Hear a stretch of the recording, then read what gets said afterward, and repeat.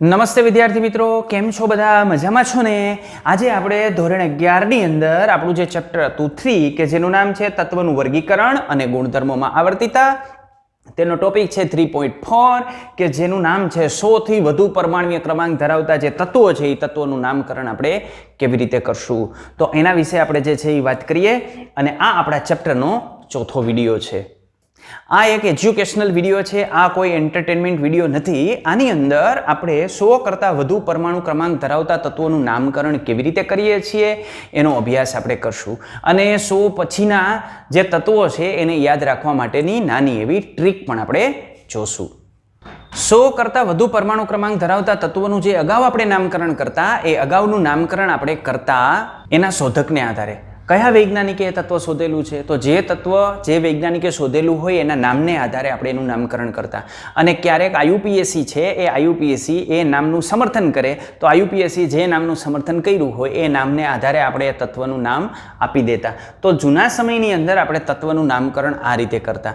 પરંતુ છેલ્લા કેટલાક સમયથી આ જે મુદ્દાઓ છે એ મુદ્દાઓની અંદર આપણને વિવાદ જોવા મળ્યો. એની અંદર કેવો વિવાદ જોવા મળ્યો? શા માટે એની અંદર વિવાદ જોવા મળ્યો? તો પહેલી વસ્તુ તો આ જે પરમાણુ છે એ પરમાણુના પરમાણુ ક્રમાંક ખૂબ ઊંચા છે અને પરમાણુ ક્રમાંક ખૂબ ઊંચા હોવાની સાથે સાથે એ રેડિયો એક્ટિવ પદાર્થ છે, યાની એ ખૂબ અસ્થાયી હોય અને અસ્થાયી હોય એટલે થોડા જ સમયની અંદર એ જે પરમાણુ છે એ પોતાનું સ્વરૂપ બદલી નાખતો હોય, સાથે સાથે તે ખૂબ જ ઓછી માત્રાની અંદર આપણને પ્રાપ્ત થતો હોય. તો આ બધી બાબતોને લઈને આપણે આના સંશ્લેષણ અને લાક્ષણિકતાના અભ્યાસ માટે, તો એના માટે આપણે મોંઘા અને આધુનિક સાધનો અને પ્રયોગશાળાની ખૂબ આવશ્યકતા ઉત્પન્ન થઈ અને વિશ્વની કેટલીક પ્રયોગશાળામાં સ્પર્ધાની ભાવના જન્મી.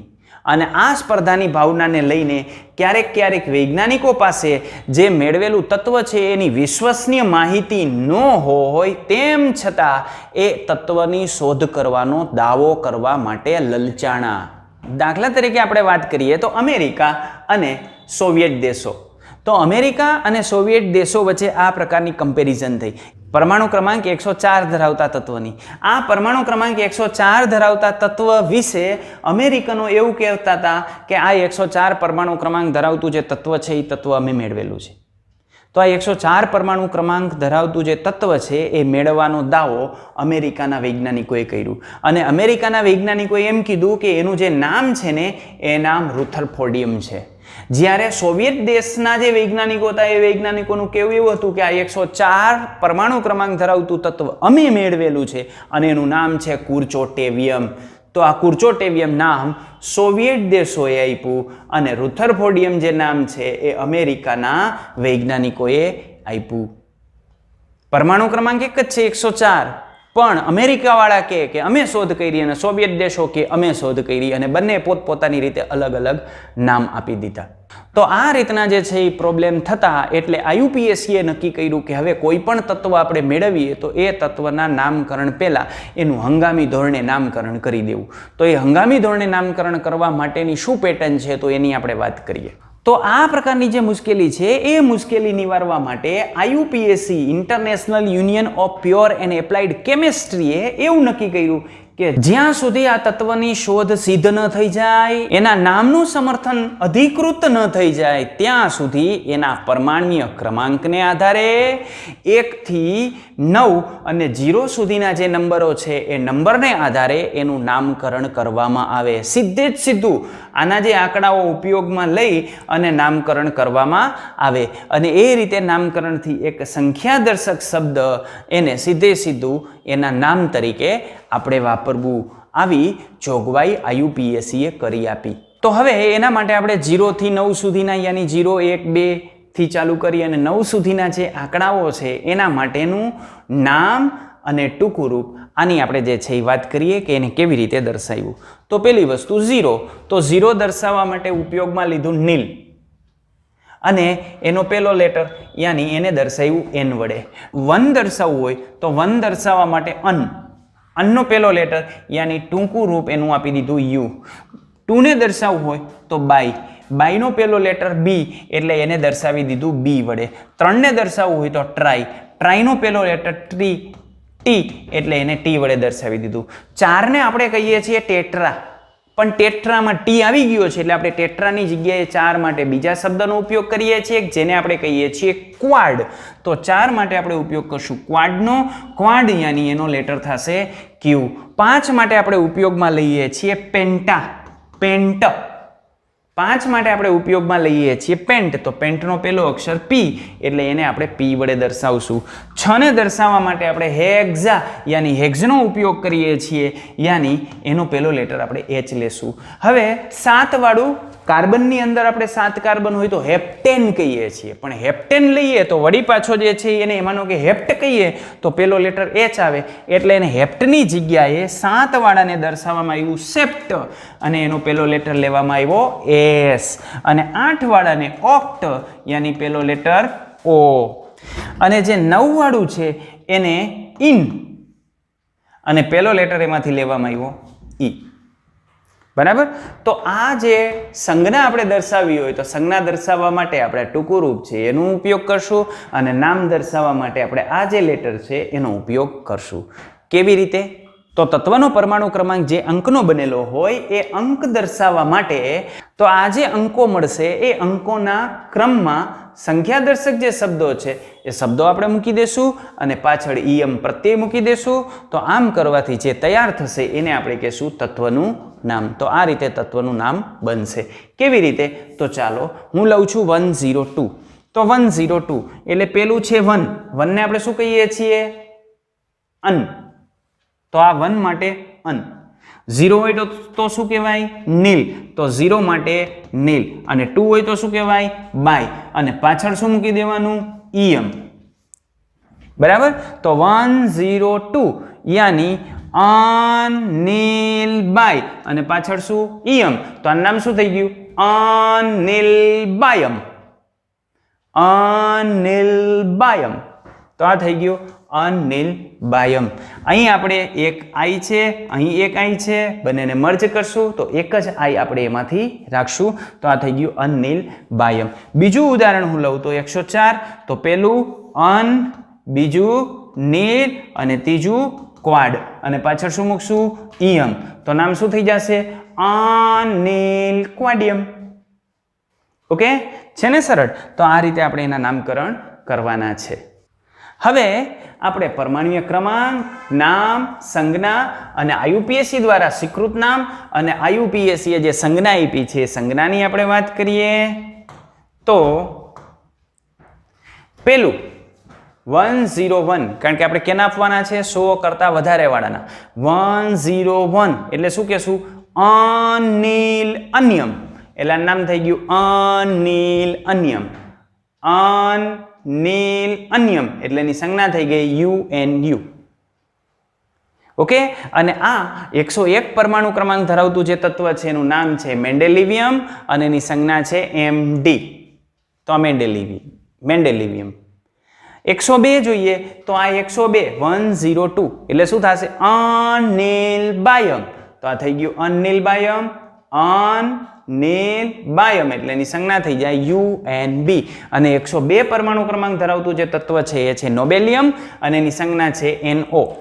એના પછી 103 તો અનિલ ટ્રાયમ. તો આ થઈ ગયું અનિલ ટ્રાયમ.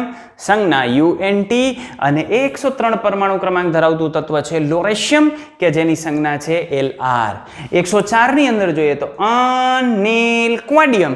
તો આ થઈ ગયું અનિલ ક્વાડિયમ.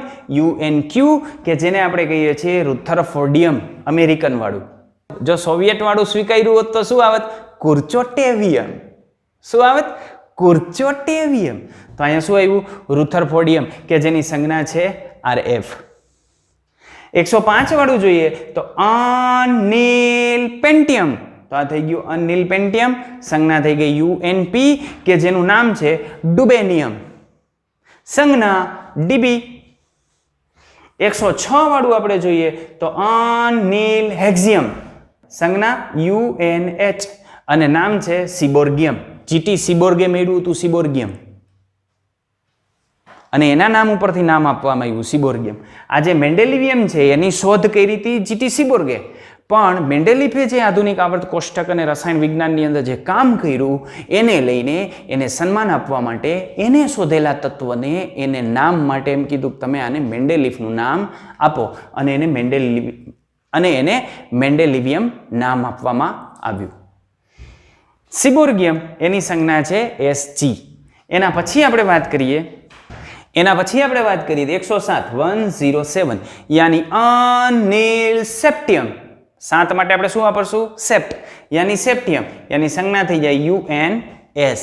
અને આનું જે નામ છે એ બોહરિયમ છે જેની સંજ્ઞા છે BH. એના પછી 108 પરમાણુ ક્રમાંક ધરાવતું તત્વ અનિલ ઓક્ટિયમ યાની UNO. યુનો નામ છે એનું હાસ્યમ અને સંજ્ઞા છે HS. 109 વાળું અનિલ ઇનિયમ. તો આ થઈ ગયું અનિલ ઇનિયમ UNE. નામ છે એનું મેઇટનેરિયમ. તો મેઇટનેરિયમ સંજ્ઞા એની MT. 110 વાળું અનિલિયમ. તો નામ શું થઈ ગયું? અનિલિયમ UUN. કે જેનું નામ છે ધર્મસ્ટાદટિયમ કે જેની સંજ્ઞા DS. એના પછી આપણે જોઈએ તો 111 ત્રણેય એકા 111. તો શું થાય? અન્યમ. તો આ નામ થઈ ગયું અન્યમ કે જેને નામ આપણે આપેલું છે રોન્જેનિયમ. તો આ રોન્જેનિયમ કે જેની સંજ્ઞા છે Rg. 112 પરમાણુ ક્રમાંક ધરાવતું તત્વ તો અનબાયમ. તો અનબાયમ UUB કે જેનું નામ છે કોપરનિશિયમ અને સંજ્ઞા આપેલી છે CN. એના પછી 113 પરમાણુ ક્રમાંક. તો 113 પરમાણુ ક્રમાંક ધરાવતું તત્વ અનટ્રાયમ UUT. એનું IUPAC દ્વારા સ્વીકૃત નામ આપવાનું બાકી છે. નામ બાકી હોય તો સંજ્ઞા બાકી હોય. 114 અનક્વાડિયમ. તો અનક્વાડિયમ UUQ. નામ છે એનું ફ્લેરોવિયમ. તો આ થઈ ગયું ફ્લેરોવિયમ અને એની સંજ્ઞા છે FL. નેક્સ્ટ 115 વાળું અનપેન્ટિયમ. તો અનપેન્ટિયમ UUP. આ પણ બચારાનું નામ હજી બાકી છે, ઘૂઘરી વેચવાની બાકી છે. 116 અનસેપ્ટિયમ. તો અનસેપ્ટિયમ એને કહેવાય લિવરમોરિયમ કે જેની સંજ્ઞા છે LV. 117 પરમાણુ ક્રમાંક ધરાવતું અનસેપ્ટિયમ. તો અનસેપ્ટિયમ એનું પણ નામકરણ બાકી છે. એના પછી 118 અનઓક્ટિયમ એનું નામ પણ બાકી છે. અહીં આપણે જેમાં કીધું નામકરણ બાકી છે એ આપણી ટેક્સ્ટબુક પ્રમાણે નામકરણ બાકી છે. બાકી નામકરણ થઈ ગયા છે. 115 વાળું નામકરણ છે ને 115 વાળું મોસ્કોવિયમ અને MC એની સંજ્ઞા છે. એટલે નામકરણ ને સંજ્ઞા બધું અહીંયા સુધીનું પતી ગયું છે. પણ આપણને ટેક્સ્ટબુકમાં નથી આપેલું એટલે આપણે જાણીએ છીએ કે આપણે બીજું કશું જાણતા નથી. તો આમ જે નવા તત્વોની શોધ થઈ હોય એ નવા તત્વનું શરૂઆતમાં અસ્થાયી નામકરણ કરવામાં આવે કે જેને આપણે હંગામી ધોરણે નામકરણ કહીએ છીએ. અને એ અસ્થાયી નામકરણ કરી અને 3 અક્ષરવાળી સંજ્ઞા એને આપવામાં આવે. દાખલા તરીકે 111 વાળું હોય તેને શું કહેવાનું? UUU. Okay, UUU. તો આવી 3 અક્ષરવાળી જે છે એ સંજ્ઞા. અને ત્યારબાદ જે પ્રત્યેક દેશ છે એ પ્રત્યેક દેશના IUPACના જે પ્રતિનિધિ હોય એ પ્રતિનિધિનું મતદાન કરવામાં આવે અને એ મતદાનને આધારે એનું સ્થાયી નામ અને સંજ્ઞા આપવામાં આવે. આ સ્થાયી નામ અને સંજ્ઞા કેવી રીતે આપવામાં આવે? તો એ તત્વનો જે શોધક હોય એ શોધકને પૂછવામાં આવે. એ શોધકના નામને આધારે અથવા તો શોધ જે જગ્યાએ થઈ હોય તે દેશના નામને આધારે અથવા તો કોઈ પ્રસિદ્ધ વૈજ્ઞાનિક હોય એને સન્માન આપવા માટે આ તત્વનું નામકરણ કરવામાં આવે. દાખલા તરીકે 101 પરમાણુ ક્રમાંક ધરાવતું જે તત્વ છે એનો શોધક છે GT Seaborg, Glenn T Seaborg. પણ મેન્ડેલીફે જે આવર્ત કોષ્ટકની અંદર એનો ફાળો આપ્યો છે એને લઈને એનું નામ આપવામાં આવ્યું છે મેન્ડેલિવિયમ. જ્યારે 106 પરમાણુ ક્રમાંક ધરાવતું તત્વ છે એનો શોધક છે GT સીબોર્ગ અને એને પોતાના નામને આધારે નામ આપવામાં આવ્યું સીબોર્ગિયમ. તો આ રીતે નામકરણ કરવામાં આવે છે. અત્યાર સુધીમાં 112 પરમાણુય ક્રમાંક ધરાવતું તત્વ, 114 અને 116 પરમાણુય ક્રમાંક ધરાવતા તત્વોની શોધ થઈ ગઈ છે. 113, 115, 117 અને 118 પરમાણુય ક્રમાંક ધરાવતા તત્વોના પરમાણ્વીય ક્રમાંક ધરાવતા તત્વો હાલમાં જાણીતા નથી, એટલે હાલમાં એ આપણને જોવા મળતા નથી, પણ વાસ્તવમાં વહેલાની વાત છે. અત્યારે તો આપણે એ બધા તત્વોને ઓળખીએ છીએ. ચલો એ તત્વની આપણે વાત કરીએ. 113 વાળું જે તત્વ છે એનું નામ છે નિહોનિયમ. 114 વાળું તો આપણને કીધું, બરાબર? તો 114 વાળું તો આપણે આવી ગયું ફ્લેરોવિયમ. જ્યારે 115 વાળું આપણે જે જાણતા નથી એનું નામ છે મોસ્કોવિયમ, સંજ્ઞા છે MC. પછી 116 વાળું આપણી પાસે છે લિવરમોરિયમ, એ આપણી પાસે છે. પછી 117 વાળું જે છે એ છે TS, કે જેને આપણે કહીએ છીએ ટેન્સિન. તો એ 117 પરમાણુ ક્રમાંક ધરાવતું. અને 118 વાળું જે છે એ છે ઓગલ્ટેશન. 118 પરમાણુ ક્રમાંક ધરાવતું જે છે એની સંજ્ઞા છે OG અને નામ છે ઓગલ્ટેશન. ઓકે, તો આ લેટેસ્ટ આવર્ત કોષ્ટક છે અને આ આપણને આપેલું જે આવર્ત કોષ્ટક છે એ આવર્ત કોષ્ટક છે. એમાં આ જગ્યાએ તત્વ આપણને આપેલા નથી. આ જગ્યાએ નથી શોધ થઈ, આ જગ્યાએ નથી થઈ અને અહીં નથી થઈ. ઓકે, બાકીના આપણને આપેલા.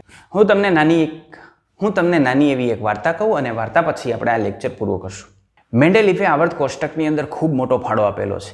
આમ તો દરેક જુદા જુદા દેશના જે વૈજ્ઞાનિકો છે એ વૈજ્ઞાનિકોનો એની અંદર ખૂબ ફાળો રહેલો હોય છે. એને ખૂબ મહેનત કરેલી હોય છે. વર્ષોની મહેનત પછી એક નાની એવી શોધ થતી હોય છે, બરાબર? અને એમાં પણ એવું બનતું હોય કે કોઈ પણ માનો કે તત્વની શોધ અથવા કોઈ પણ પદાર્થની શોધ વિશે આપણે જ્યારે વાત કરતા હોય તો ઘણા બધા વૈજ્ઞાનિકો એના ઉપર કાર્ય કરતા હોય.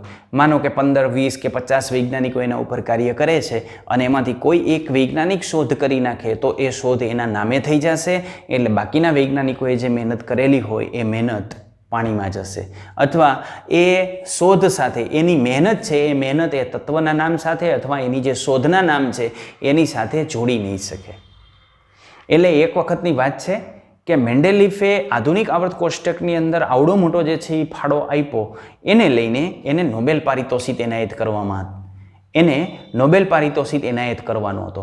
તો આ નોબેલ પારિતોષિક કઈ જગ્યાએ એનાયત કરવો એના માટે એક પાર્ટી ગોઠવવાનું જે છે એ વિચાર્યું. તો બધા વૈજ્ઞાનિકો જે છે એ ભેગા થયા અને બધા વૈજ્ઞાનિકોએ સાથે મળીને એવું નક્કી કર્યું કે આપણે મસ્ત મજાનું કોઈ રિસોર્ટ હોય ને એ જગ્યાએ આપણે પાર્ટી યોજીએ. કારણ કે આમ તો આપણે જ્યારે શોધખોળની અંદર લાગેલા હોય ત્યારે દિવસ રાતની આપણને ખબર ના હોય, આપણે કોઈ પણ પ્રકારનું એન્ટરટેનમેન્ટ આપણા ભાગમાં નથી આવતું હોતું. તો આપણે એવી જગ્યાએ જઈએ કે જે જગ્યાએ આપણને ફૂલી એન્ટરટેનમેન્ટ મળે, યાની એકદમ જે છે એ મોટા એવા રિસોર્ટની અંદર આપણે આ પાર્ટીનું આયોજન કરીએ. તો આ વસ્તુને ધ્યાનમાં રાખી અને જે પાર્ટીનું આયોજન છે એ મસ્ત મજાના રિસોર્ટની અંદર કરવામાં આવ્યું કે જ્યાં એક મસ્ત મજાનો મોટો સ્વિમિંગ પુલ હતો. એ સ્વિમિંગ પુલની આજુબાજુ એક રેલિંગ હતી અને રેલિંગની બાજુમાં એક લોન હતી. એ લોનમાં આમનું સન્માન કરવાનું નક્કી કર્યું. તો અહીં જે મેન્ડેલીફનું સન્માન કરવાનું હતું ત્યારે જુદા જુદા વૈજ્ઞાનિકો છે એ વૈજ્ઞાનિકો એ આજુબાજુ પોતાની જે જગ્યા ગોઠવી અને ગોઠવાઈ ગયા, પોતાની જગ્યા ગોતી અને ગોઠવાઈ ગયા. પણ કેટલાક વૈજ્ઞાનિકો એવા હતા કે જેને બેસવાની જગ્યાએ ઊભું રહેવાનું પસંદ કર્યું અને એમાંય જે સ્વિમિંગ પુલવાળી જે રેલિંગ છે એ રેલિંગે મસ્ત મજાનો આમ ટેકો દઈ અને ત્યાં જે છે એ ઊભા હતા. આજુબાજુનું જે વાતાવરણ છે, કુદરતી જે વાતાવરણ હતું એ કુદરતી વાતાવરણને માણતા હતા.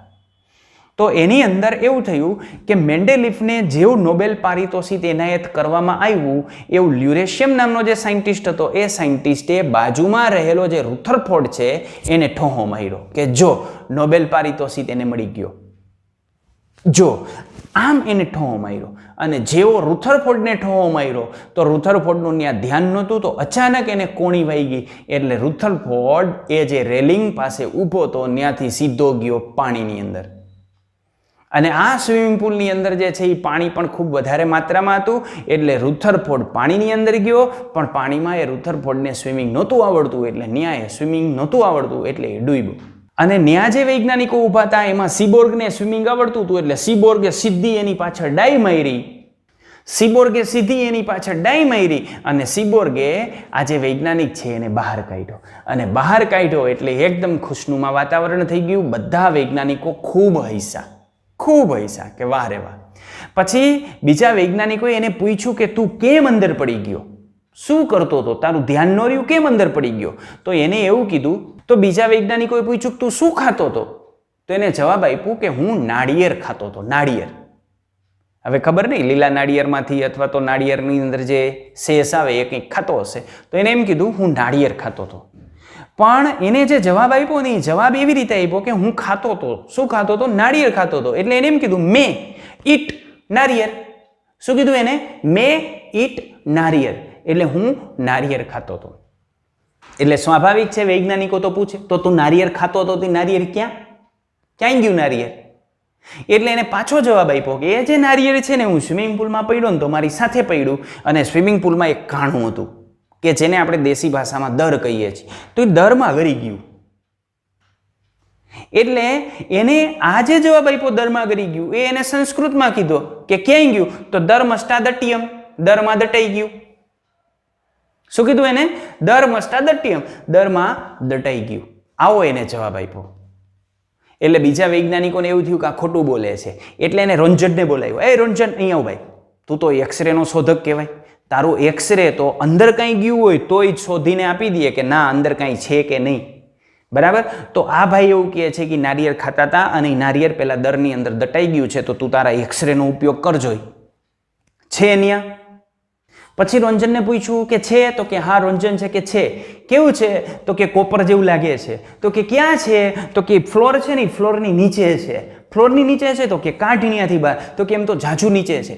બહાર કાઢ. તો કે કેમ બહાર કાઢવું? તો બીજા કે કાઢ બહાર. તો કે કેમ કાઢવું? તો કે લીવર મારીને બહાર કાઢ. ટૂંકમાં આપણે જે છે એ બનાવ જોઈ લઈએ તો મેન્ડેલિફને નોબેલ પારિતોષિક એનાયત કરવાનો હતો. એને લઈને એક પાર્ટીનું આયોજન થયું હતું. એમાં જે લોરેશિયમ હતો એને ઠોહો માર્યો, પણ એ ઠોહો લઈ ગયો રુથરફોર્ડને. રુથરફોર્ડ ગયો પાણીમાં, પાણીમાં એ ડૂબ્યો અને ડૂબ્યો એટલે સિબોર્ગે એને બહાર કાઢ્યો. એટલે સિબોર્ગજી અંદર ગયા, સિબોર્ગે એને બહાર કાઢ્યો. બહાર કાઢ્યો એટલે બધા જે છે એ ખૂબ હૈસા. પછી એને પૂછ્યું કે તું શું કરતો હતો? તો કે હું નાળિયેર ખાતો હતો. એટલે એને શોર્ટમાં કીધું કે મે ઈટ નેરિયમ, હું નાળિયેર ખાતો હતો, મે ઈટ નેરિયર. પછી બીજાએ પૂછ્યું કે ક્યાં છે? તો કે દરમષ્ટાદટ્યમ, દરમાં દટાઈ ગયું. પછી એ સાચું છે ખોટું છે એના માટે કોને બોલાવ્યો? રોંજનને બોલાવ્યો. રોંજન એક્સરેનો શોધક. એને ત્યાં જે છે એ જોયું કે છે અંદર. તો કે હા કોપર જેવું કંઈ લાગે છે. એટલે કોપર જેવું કંઈક લાગે છે. તો કે ક્યાં છે? તો કે જે ફ્લોર છે એ ફ્લોરની નીચે છે. તો કે કાઢ બહાર. તો કે કેમ કાઢવું? તો કે લીવર મારીને બહાર કાઢ. તો આમ આવી ઘટના ઘટિત થઈ હતી. અને આના પરથી આપણે તત્વોના નામ યાદ રાખવા હોય તો આમ આપણે યાદ રાખી શકીએ. તો આ રીતે આપણે યાદ રાખી શકીએ કે સૌપ્રથમ શું હતું? તો મેન્ડેલિફને નોબેલ પારિતોષિક એનાયત કરવાનું હતું. એટલે મેન્ડેલિવિયમ, નોબેલ પારિતોષિક એનાયત કરવાનું હતું. એટલે નોબેલિયમ અને લ્યુરેશિયમ, લ્યુરેશિયમે ઠોહો માર્યો. કોને ઠોહો માર્યો? રુથરફોર્ડને. એટલે રુથરફોર્ડિયમ. રુથરફોર્ડ શું થયો? ડૂબ્યો. એટલે ડુબેનિયમ. કોણ બહાર કાઢવા ગયું? સિબોર્ગ. એટલે સિબોર્ગિયમ. સિબોર્ગે શું કર્યું? એને બહાર કાઢ્યો. એટલે બોરિયમ. બહાર કાઢ્યો એટલે બધા હૈસા. એટલે હાસ્યમ. પછી એને પૂછ્યું શું કરતો હતો? તો કે હું નાળિયેર ખાતો હતો. એટલે મે ઈટ નેરિયમ. કે ક્યાંય ગયું નાળિયેર? તો કે દરમાં દટાઈ ગયું. સંસ્કૃતમાં બોલ્યો એટલે દરમષ્ટાદટ્યમ. પછી કોને બોલાવ્યો? રોંજનને બોલાવ્યો. તો રોંજેનિયમ.